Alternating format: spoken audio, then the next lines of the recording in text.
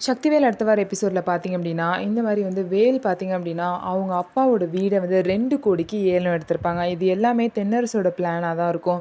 தென்னரசு வேணும்னே இவங்களால பணத்த கட்ட முடியாத அளவுக்கு வந்து ஏலத்த வந்து இன்க்ரீஸ் பண்ணிட்டே போணும். அதனால இவங்க 2 கோடிக்கு பார்த்தீங்க அப்படின்னா, ஏலம் எடுத்துட்டு வந்துருவாங்க. இந்த விஷயத்த அவங்க அப்பா கிட்ட வந்து சொன்னோனே, வீடு வந்து ஏலம் எடுத்தது சந்தோஷமா இருந்தாலும், "இவ்ளோ அமௌண்ட்டுக்கு போய் ஏலம் எடுத்திருக்கீங்களா?" அப்படின்னு சொல்லிட்டு வேலுவ பார்த்தீங்கன்னா திட்டுறாங்க. "இவ்ளோ அமௌண்ட்ட நம்மளால எப்படி வேலு ரெடி பண்ண முடியும்? வீடு வேணும் அப்படிங்கிறதுக்காக நம்ம சந்தோஷத்தை இழந்துட்டு நிற்க முடியுமா? இவ்வளோ கடன் வாங்கிட்டு நம்ம எப்படி திரும்ப அடைக்க முடியும்னு சொல்லிட்டு வேலு வந்து திட்டுறாரு. இதெல்லாம் உனக்கு புரியாமல் எதுக்கு வேலு இப்படி பண்ணுற?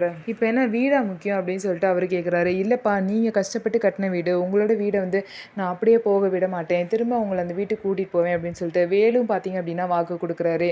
பார்த்துக்கலாம், அங்கங்கே வந்து கடன் வாங்கிக்கலாம், அந்த மாதிரி ஆஃபீஸில் சக்தியோட ஆஃபீஸ்லலாம் வந்து லோன் போட்டுக்கலாம், ஏதாவது பண்ணிக்கலாம்ப்பா அப்படின்னு சொல்லிட்டு பார்த்தீங்க அப்படின்னா வேலு வந்து சொல்கிறாங்க.